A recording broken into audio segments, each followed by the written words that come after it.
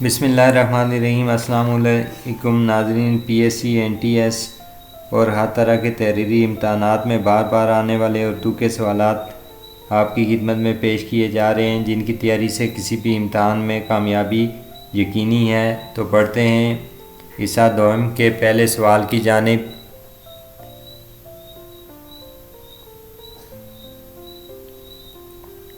بہادر شاہ ظفر کی کتنی تصانیف ہیں؟ درست جواب ہے جی، بہادر شاہ ظفر کی 5 تصانیف ہیں۔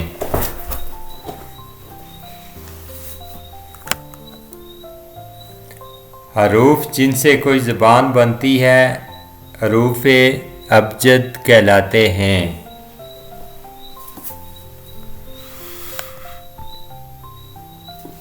اردو زبان کے حروف تہجی الف مدہ سمیت کتنے ہیں؟ اردو زبان کے حروف تہجی الف مدہ سمیت 37 ہیں۔ وہ حروف جن پر الف لام عربی آتا ہے مگر پڑھا نہیں جاتا، ان حروف کو حروف شمسی کہا جاتا ہے۔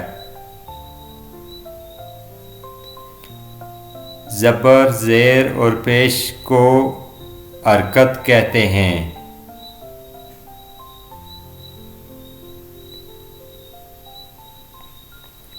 جب کسی حرف کے نیچے یا اوپر 2 زبریں، 2 زیریں یا 2 پیشیں آئیں انہیں تنوین کہا جاتا ہے۔ ایسی واو جو خوب کھل کر پڑھی جائے واو معروف کہلاتی ہے۔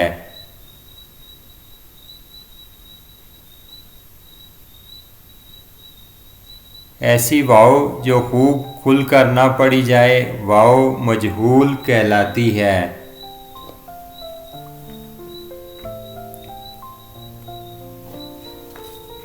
انسان کے منہ سے بولتے وقت جو کچھ نکلتا ہے اسے کیا کہتے ہیں؟ انسان کے منہ سے بولتے وقت جو کچھ نکلتا ہے اسے حرف کہا جاتا ہے۔ بامعنی لفظ یا کلمہ کی کتنی قسمیں ہوتی ہیں؟ بامعنی لفظ یا کلمہ کی 3 قسمیں ہوتی ہیں۔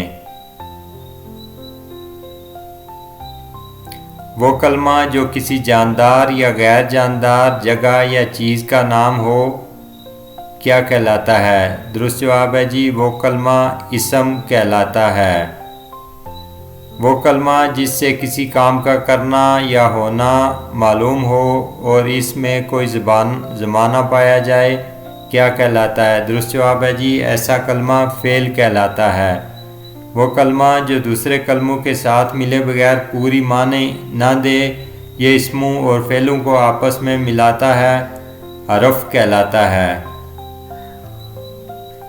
بناوٹ کے لحاظ سے اسم کی کتنی قسمیں ہیں؟ بناوٹ کے لحاظ سے اسم کی 3 قسمیں ہیں۔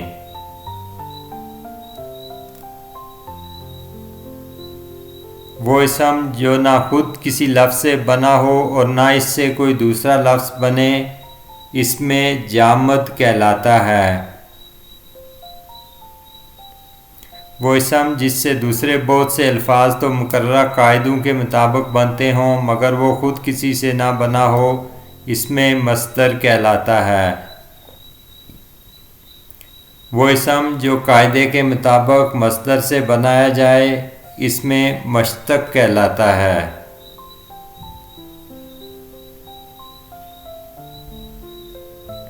لغت میں مصدر کے معنی ہیں صادر ہونے کی جگہ۔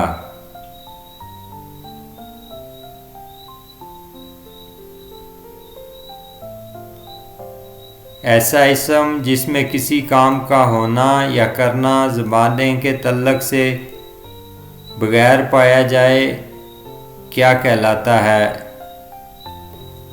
اردو زبان میں مصدر کے آخر میں نا آتا ہے۔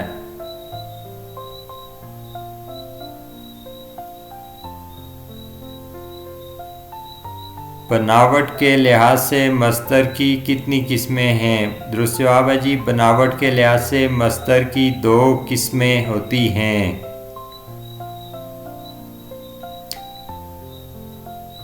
بناوٹ کے لحاظ سے مصدر کی قسمیں ہیں اصلی یا وضعی، جعلی یا غیر وضعی۔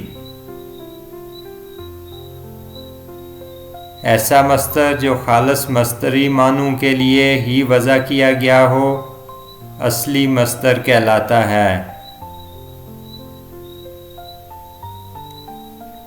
ایسا مصدر جو دوسری زبانوں کے مصدر یا اسم پر مصدر کی علامت بڑھا کر بنایا جائے جعلی مصدر کہلاتا ہے۔ وہ مصدر جس سے بننے والے فعل کے لیے صرف فاعل کی ضرورت ہوتی ہے ایسا مصدر لازم مصدر کہلاتا ہے۔ وہ مصدر جس سے بننے والے فعل کے لیے مفعول کی بھی ضرورت ہوتی ہے متعدی مصدر کہلاتا ہے۔